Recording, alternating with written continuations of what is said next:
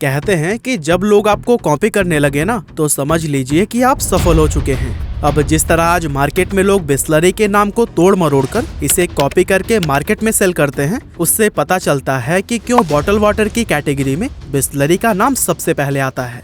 पानी का ये ब्रांड आज इतना फेमस हो चुका है कि लोग इसे सबसे प्योर और सेफ मिनरल वाटर मानते हैं, और तभी तो कहते हैं कि हर पानी की बोतल बिस्लरी नहीं होती। अबे चंपकलाल, हर पानी की बोतल बिस्लरी ना होवे। समझदार बिस्लरी पीते हैं। लेकिन यहाँ आपको जानकर हैरानी होगी कि सफलता के बुलंदियों पर नजर आने वाला बिस्लरी आज बिकने के लिए तैयार खड़ा है। और इससे भी ज्यादा हैरानी की बात यह है कि बिस्लरी के चेयरमैन रमेश चौहान अपनी इस कंपनी को सिर्फ टाटा को ही बेचना चाहते हैं। अब ऐसा क्यों, सब कुछ जानेंगे हम आज की इस वीडियो में। लाइमलाइट में आ रही है कि टाटा कंज्यूमर बिस्लरी को खरीद सकता है। ये इनफैक्ट एक बहुत बड़ा एक्विजिशन होगा।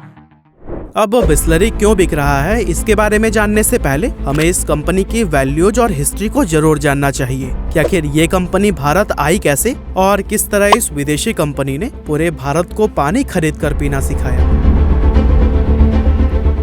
तो दोस्तों, बिस्लरी बेसिकली एक इटालियन कंपनी है जिसे 1965 में फेलिस बिस्लरी ने एस्टेब्लिश किया था। ये कंपनी इसी साल यानी कि 1965 में ही भारत आई, जहां इंडियन बिजनेसमैन खुशरो संतूक ने इटालियन डॉक्टर सेसारी रोसी के साथ मिलकर इंडिया को बॉटल्ड वाटर के कॉन्सेप्ट से इंट्रोड्यूस कराया। उस समय उन्होंने बिस्लरी का पहला प्लांट मुंबई के ठाणे में बनाया था। शुरुआत के उस दौर में बिस्लरी ने मार्केट के अंदर अपने 2 प्रोडक्ट लॉन्च किए थे, जिसमें पहला था बिस्लरी सोडा और दूसरा बिस्लरी वाटर। तब बिस्लरी के ये दोनों प्रोडक्ट सिर्फ बड़े बड़े होटल्स में ही मिलते थे, लेकिन बाद में धीरे धीरे इन्हें नॉर्मल मार्केट में भी उतारा गया। पर आम भारतीय लोगों को पानी खरीद कर पीना उस टाइम बेफिजूल खर्च लगता था। ऐसे में बहुत कोशिश करने के बाद भी कंपनी अपने प्रोडक्ट्स को सेल करने में नाकाम रही और कुछ ही सालों में कंपनी की हालत इतनी खराब हो गई कि नुकसान से बचने के लिए खुशरो संतूक ने कंपनी को बेचने का फैसला कर लिया। इस तरह 1969 में पार्ले ग्रुप के चेयरमैन रमेश चौहान ने बिस्लरी को 4 लाख रुपए में खरीदा, जो कि उस समय के $50,000 के बराबर हुआ करता था। रमेश चौहान का मोटिव बिस्लरी को एक सोडा ब्रांड के रूप में डेवलप करना था और इसके लिए उन्होंने पूरे देश में बिस्लरी के 5 स्टोर्स भी ओपन किए, जिसमें से एक कोलकाता में था और बाकी 4 मुंबई में।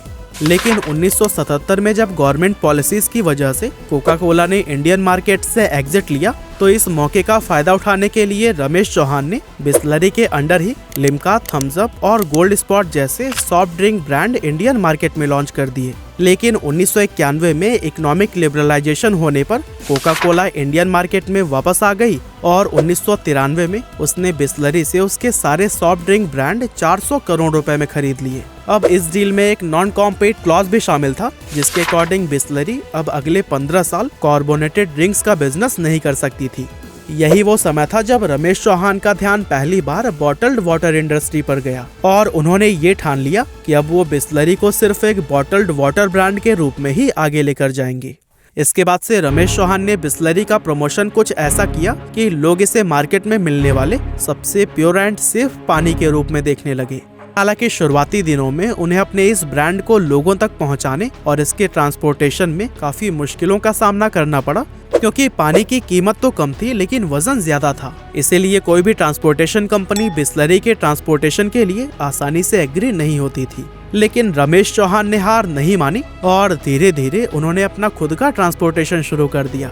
आपकी जानकारी के लिए बता दें कि आज पूरे भारत में बिस्लरी के पास 5000 ट्रक, 3000 डिस्ट्रीब्यूटर और 135 ऑपरेशनल प्लांट्स का एक कंप्लीट नेटवर्क है।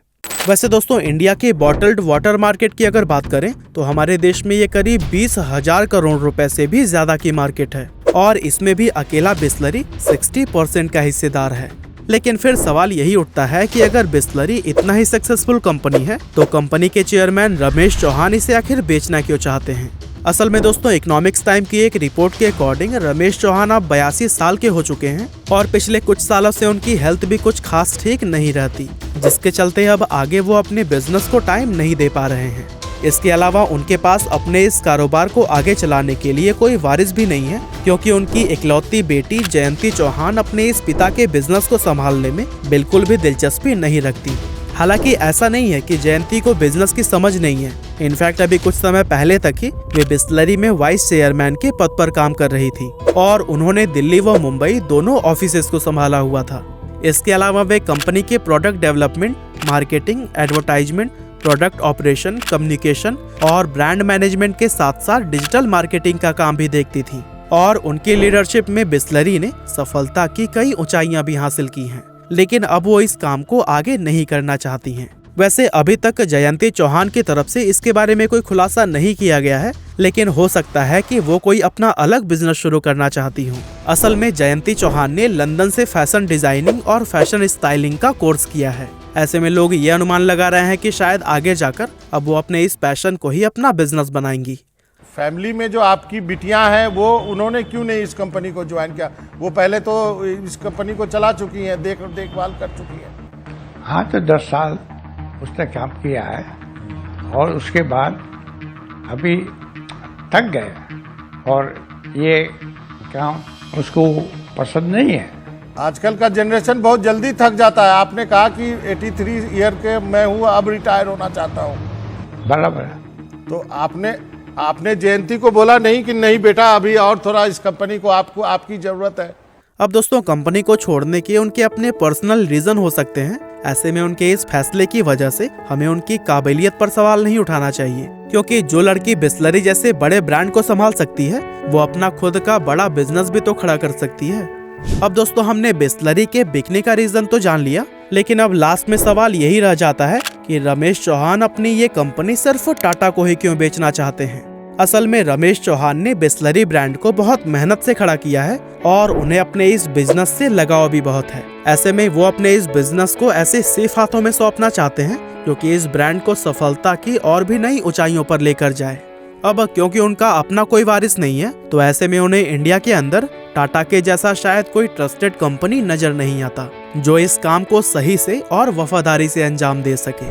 वैसे दोस्तों, आपको बता दें कि टाटा और बिस्लरी की ये डील 6 से 7 हजार करोड़ रुपए के बीच में होने की उम्मीद की जा रही है, जहां टाटा ग्रुप की Tata consumer products limited Bisleri को खरीदने जा रही है। वैसे कुछ सोर्सेस की माने तो रिलायंस रिटेल, नेस्ले और डैनन जैसी फेमस कंपनीज भी पहले बिस्लरी को खरीदने का ऑफर दे चुकी हैं, लेकिन रमेश चौहान ने इन सभी डील्स को एक्सेप्ट नहीं किया। खैर, जो भी हो, लेकिन ये बात तो तय है कि अगर टाटा ग्रुप बिस्लरी को खरीद लेती है तो इस डील के बाद से टाटा बॉटल्ड वाटर इंडस्ट्री में भी सबसे बड़ा प्लेयर बन जाएगा। इनफैक्ट जब इस डील की बात न्यूज में आई थी ना, तब से टाटा कंज्यूमर के शेयर्स में भी 3% का उछाल देखा गया है। वैसे दोस्तों, आप खुद ही सोचिए कि 1969 में जो कंपनी सिर्फ 4 लाख रुपए में खरीदी गई थी, आज उसकी कीमत 7,000 करोड़ रुपए से भी ज्यादा है। नो डाउट बिस्लरी की इस सक्सेस का पूरा क्रेडिट रमेश चौहान को ही जाता है और उनकी इस कंपनी को बेचने के पीछे चाहे जो भी वजह हो, लेकिन इंडिया में बॉटल्ड वाटर इंडस्ट्री को लाने के लिए उनको हमेशा याद किया जाएगा। लेकिन अब देखना ये भी है कि टाटा कंज्यूमर इतने बड़े ब्रांड को और भी नई ऊंचाइयों पर किस तरह से लेकर जाती है।